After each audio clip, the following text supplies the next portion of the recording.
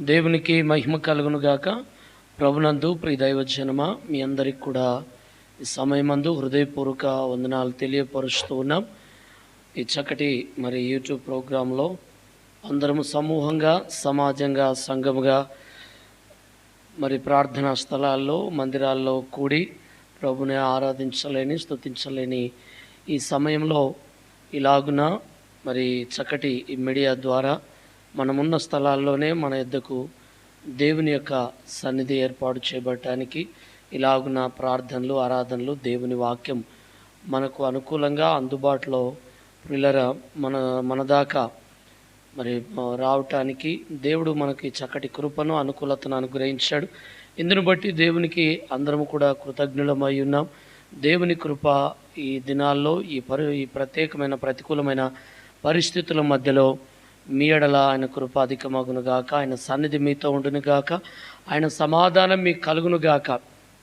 నిశ్చయముగా చాలిన దేవుడిగా, సరిపోయినటువంటి వాడిగా ఈ దినాల్లో విశ్వసించిన మీ అందరి జీవితాల్లో విజయములతో ఆయన మీతో ఉండి మిమ్మల్ని నడిపించునుగాక అని ప్రభునామమున మీకు తెలియపరుస్తూ ఉన్నాను.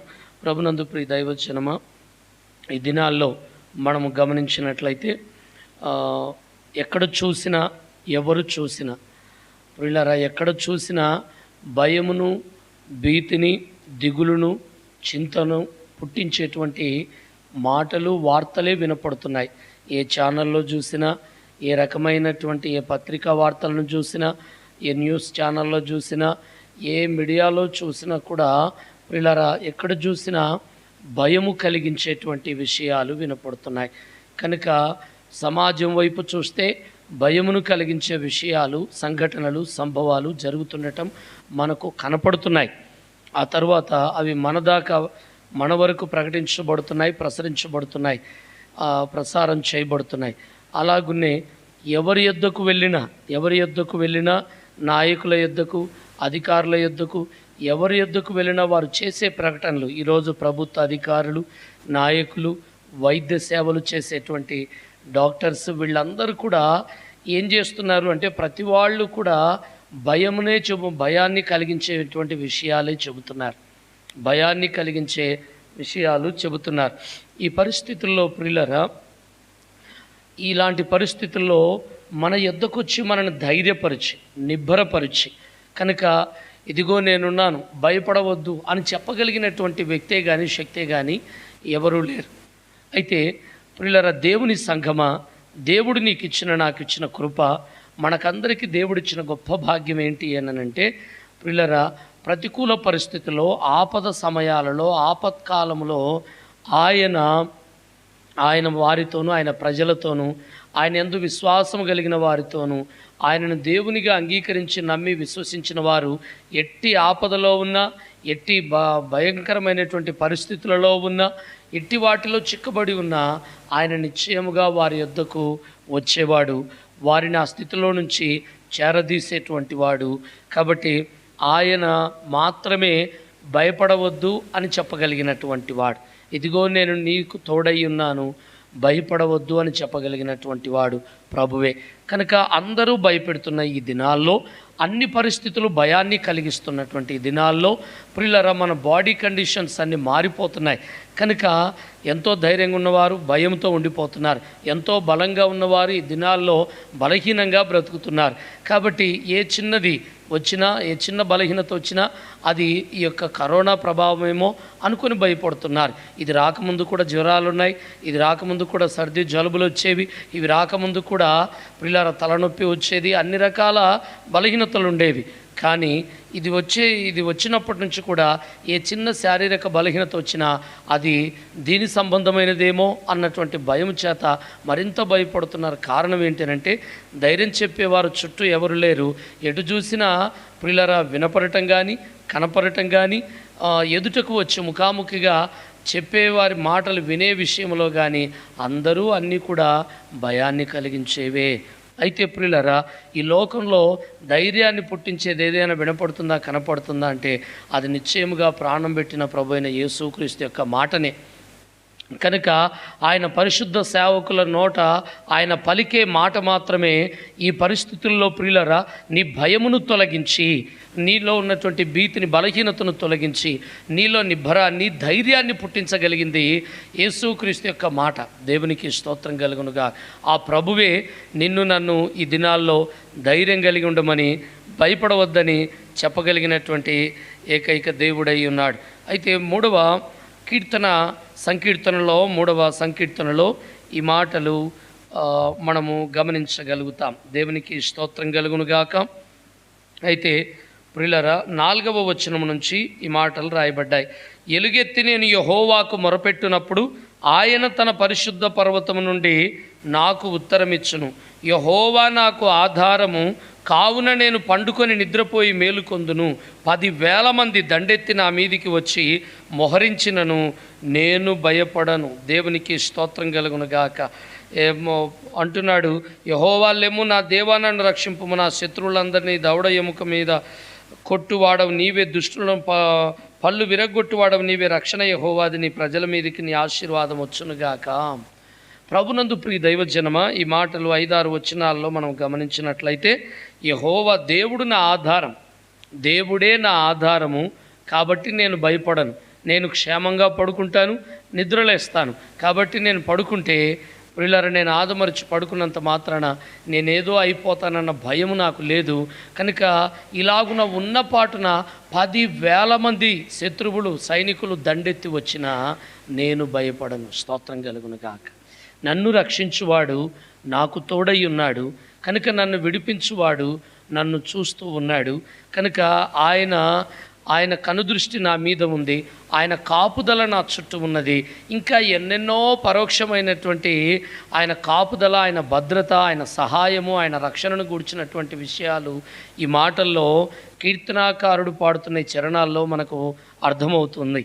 కాబట్టి ప్రియులరా, ఈ దినాల్లో ఆయన నేను భయపడను అంటున్నాడు అని అంటే, దేవుడు చెప్పాడు నువ్వు భయపడనక్కరలేదు. స్తోత్రం కలుగునుగా.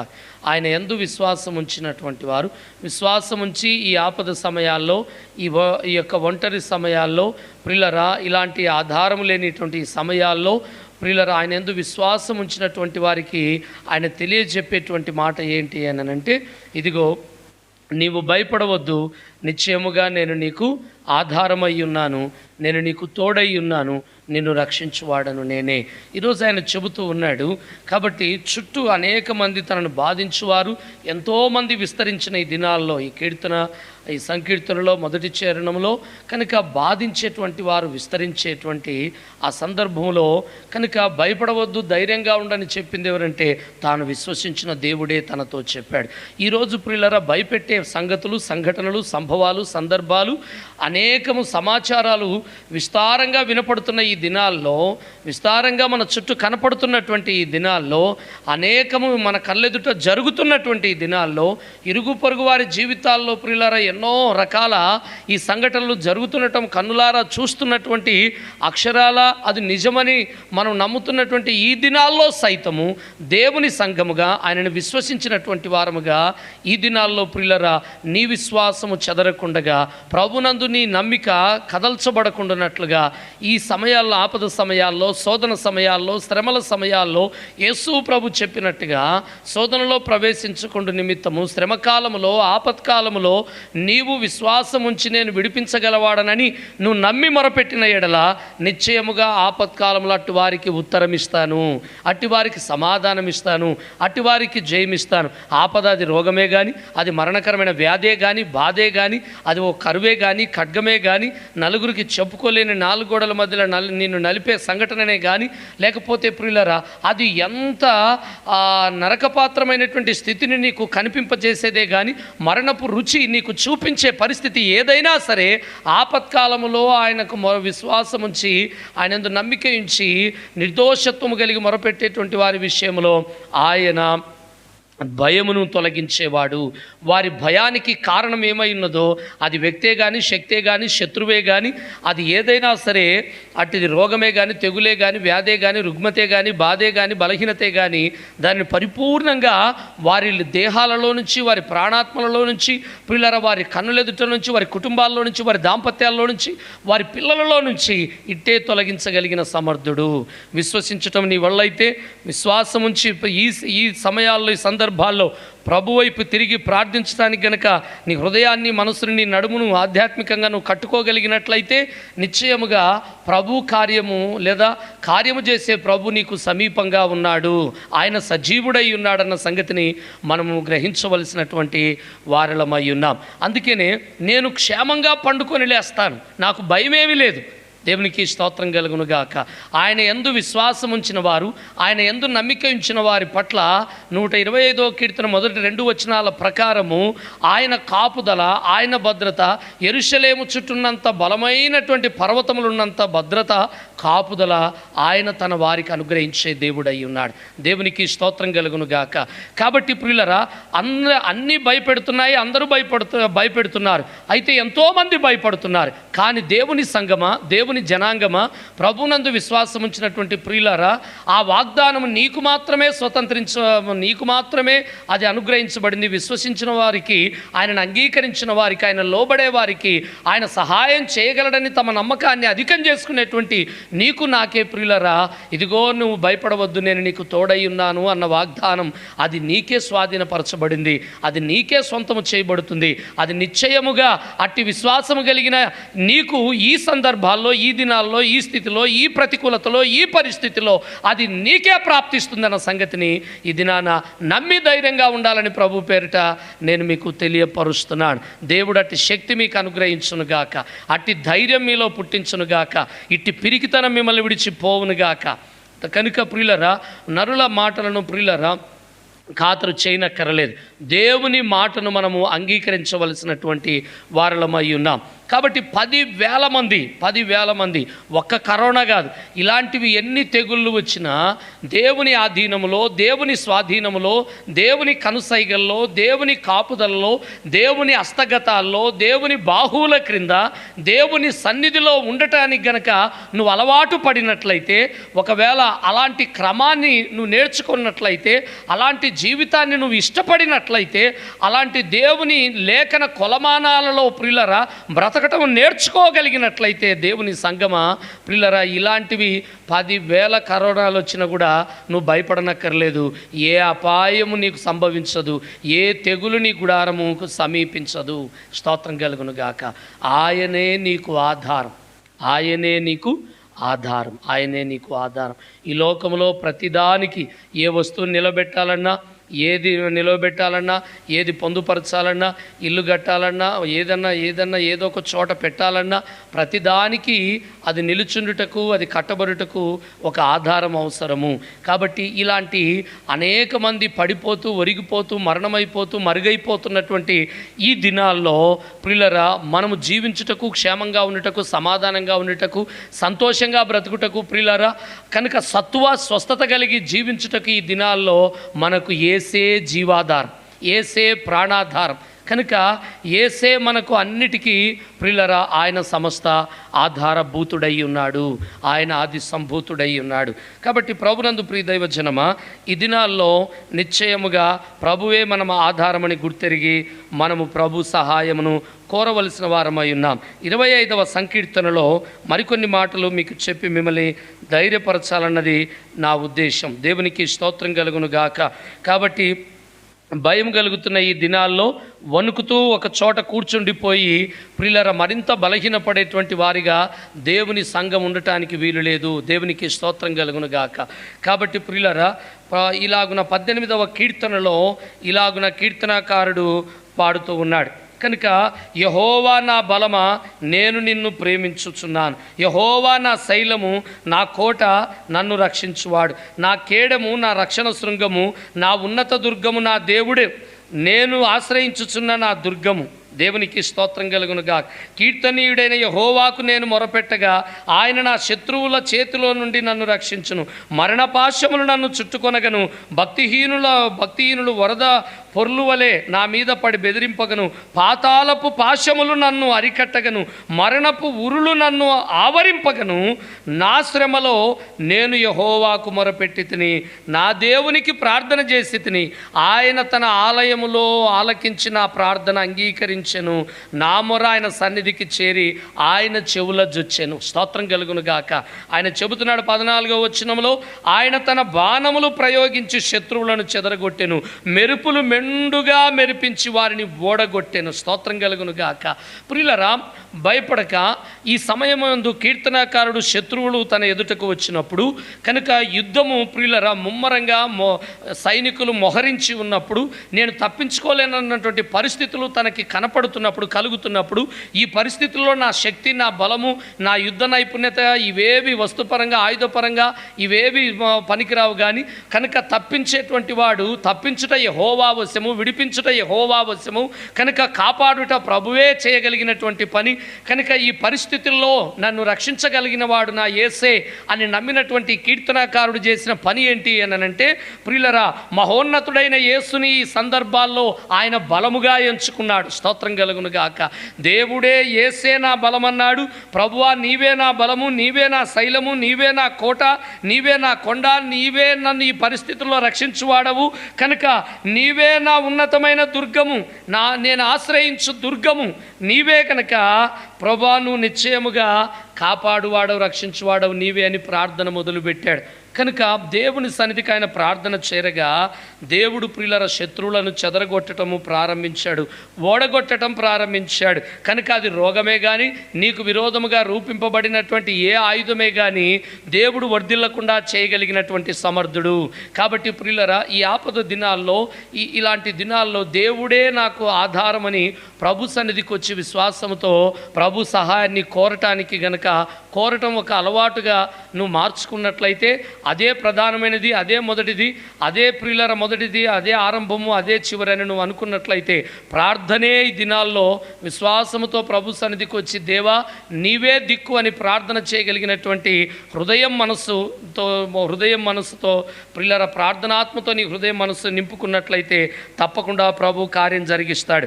16వ వచనం నుంచి చెబుతున్నాడు, అయితే ఉన్నత స్థలము నుండి చెయ్యి చాపి ఆయన నన్ను పట్టుకొనెను. స్తోత్రం కలుగును గాక. ప్రియులరా, ఈ స్థలమందు నువ్వు ఆధారం చేసుకున్నటువంటి దేవుడు, ఏ దేవునికైతే ప్రభు అయితే నీ కొరకు ప్రాణం పెట్టాడో నువ్వు ప్రార్థించగా ఆ ప్రభువు నీ శత్రువులను చెదరగొట్టి వారిని ఓడగొట్టి ఆయన చెయ్యి చాపి నిన్ను పట్టుకున్నాడట. ప్రియులరా, ఆయనను పట్టుకున్నాడు, నన్ను పట్టుకొని మహాజలరాశులలో నుండి తీసాను. స్తోత్రం కలుగును గాక.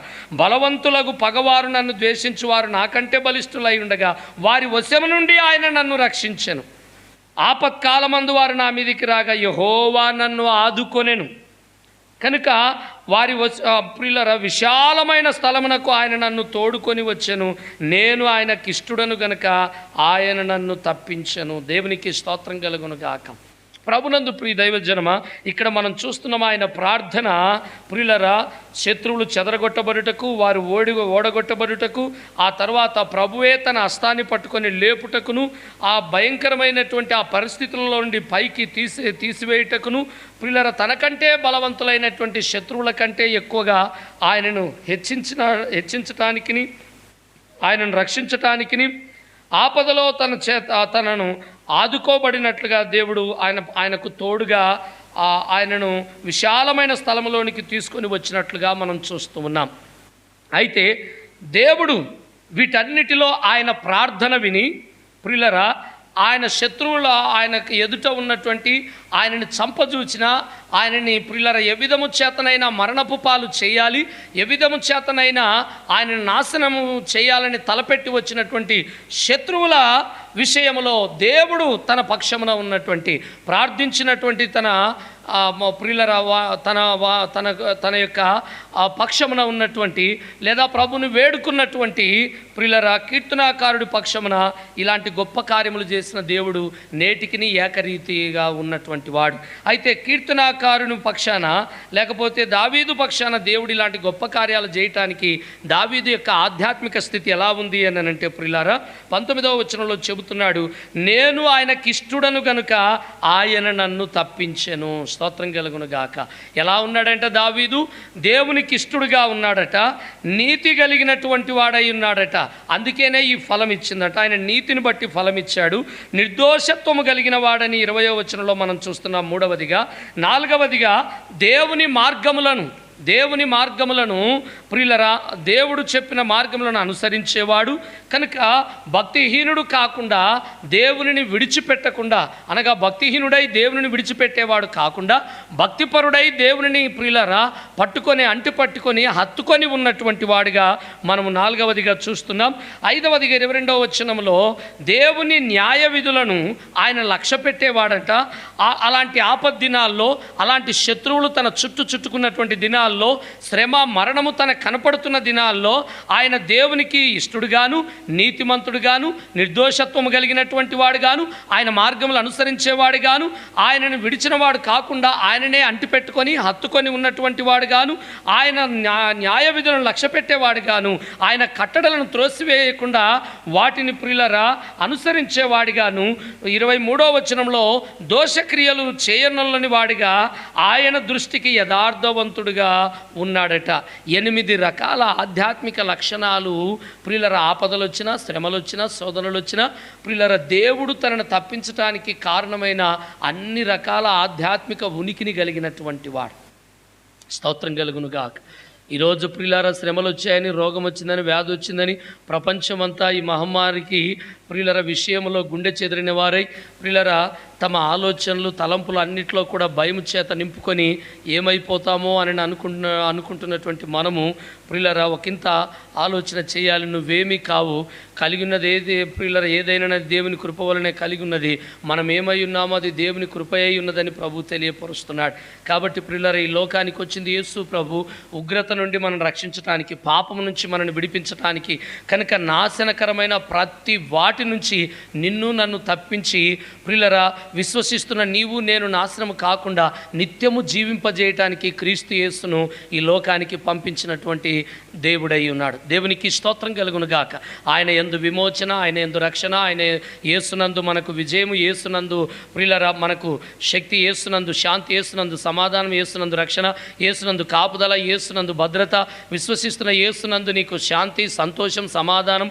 విశ్వసిస్తున్న యేసునందు నీకు స్వస్థత.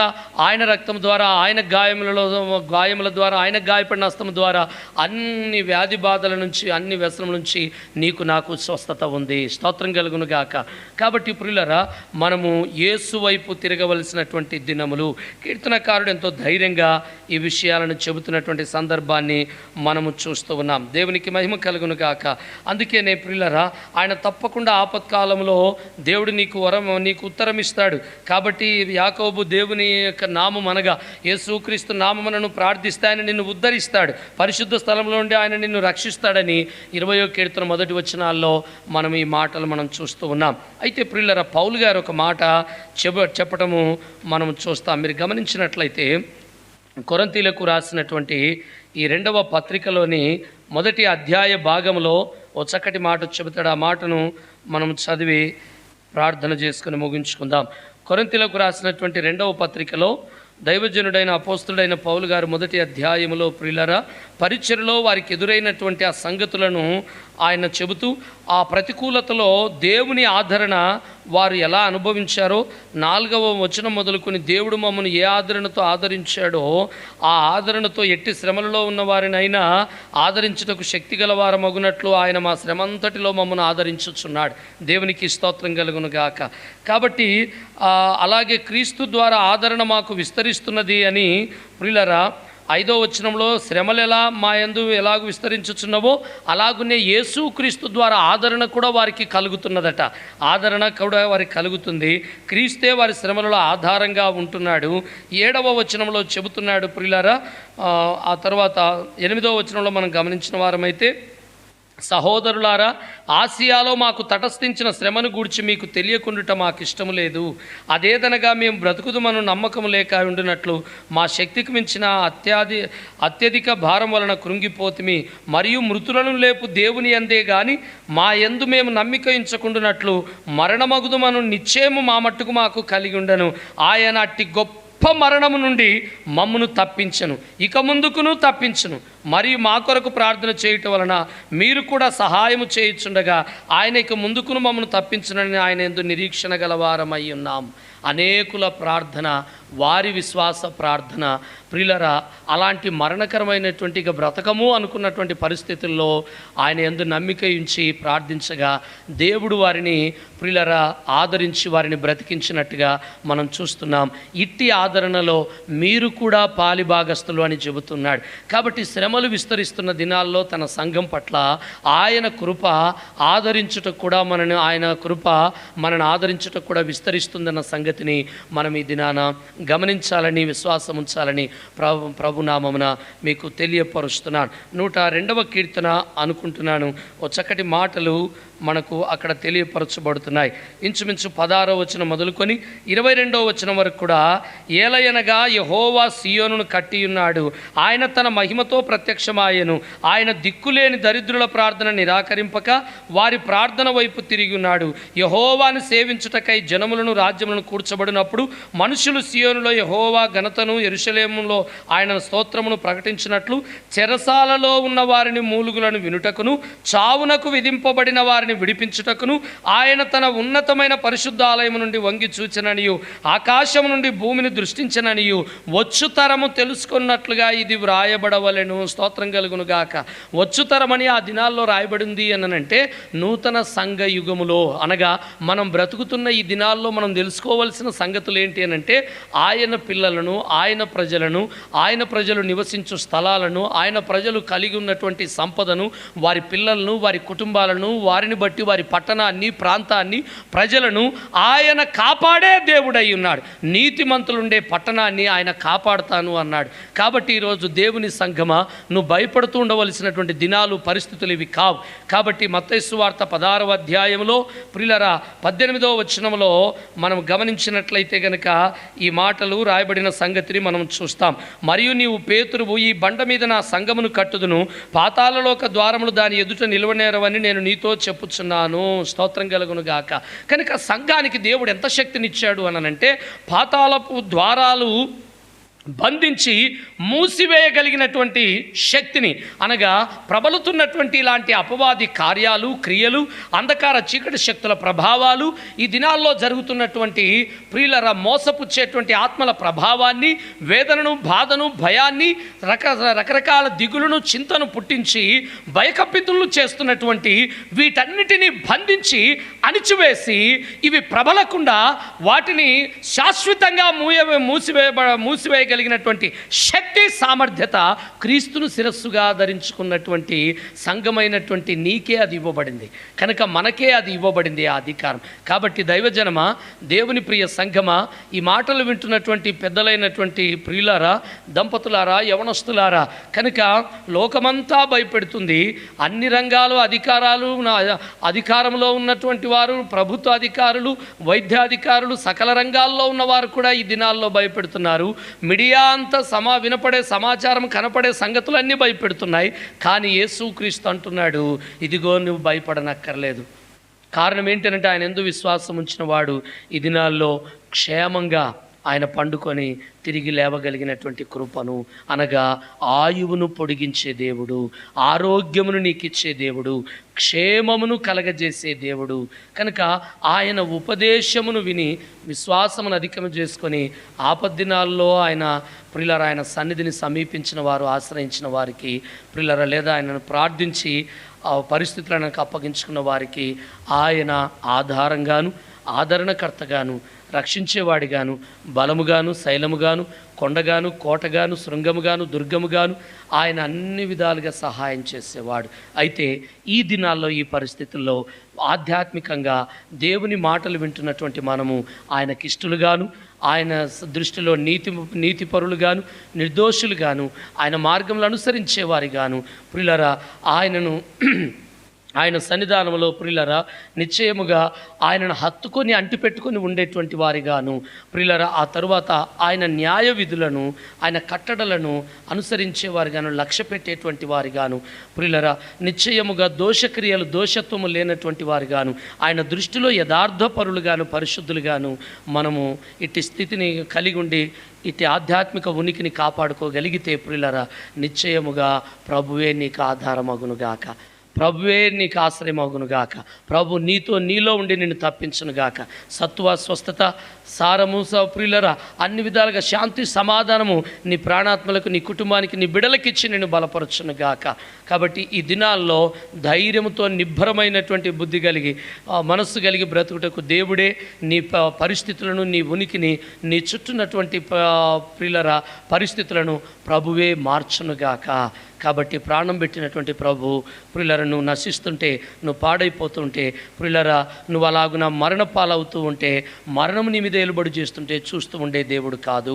ఆయన నీ కొరకు నా కొరకు ప్రాణమును పెట్టి సిలువలో నీ కొరకు నా కొరకు తన పరిశుద్ధ రక్తమంతా చిందించి ఆయన మన నిమిత్తమై మరణము బ్రతికినంత కాలము ఆయన పిల్లల యందు మాంసయుక్తమైనటువంటి ఆయన పిల్లల యందు బ్రతికినంత కాలము వారి మీద ఏలుబడి చేయకుండా ఉండినట్లు ఆయన దేహమును మాంసయుక్తమైన ఆయన దేహములో మన నిమిత్తమై తన మరణాన్ని అనుభవించి మనకు మరణవేదనలు లేకుండా తొలగించి తిరిగి లేచినటువంటి దేవుడు గనక నీ కొరకు నా కొరకు తండ్రి కుడి పార్శ్వమున విజ్ఞాపన చేస్తున్న యేసుక్రీస్తు ఆయన రాకడ దినాల్లో ప్రియులరా జరుగుతున్నటువంటి సంఘటనలు, ఈ సంభవాలు, ఈ సందర్భాలకు నీవు నేను భయపడనక్కర్లేదు. కాబట్టి ప్రియులరా, నిశ్చయముగా ప్రభు కార్యం చేయగలవాడని విశ్వాసమును అధికం చేసుకొని ప్రభు సన్నిధిని సమీపించి సజీవుడైనటువంటి యేసునకు ప్రియులరా ప్రార్థనాపూర్వకంగా విజ్ఞాపనపూర్వకంగా పరిస్థితులను విశ్వాసముతో ప్రియులరా విశ్వాసపరులముగా నీతిపరులముగా దావీదు ఏదైతే 25వ కీర్తనలో చెప్పాడో అట్టి ఆధ్యాత్మిక గుణలక్షణాలు కలిగి మనం ఆయనకు అప్పగిద్దాం, ఆయన కార్యాన్ని చూద్దాం. నిశ్చయముగా ఆయన ఎదుట కృతజ్ఞులు ఆయనకు సాక్షులుగా రాబోయే తరాలకు సాక్షులై బ్రతుకుదాం. ఆ భాగ్యం దేవుడు మీకు ఇచ్చి ధైర్యంతో నిర్భయంగా మిమ్మల్ని బలపరిచి నడిపించునుగాక. ఆమేన్. ప్రార్థన చేద్దాం.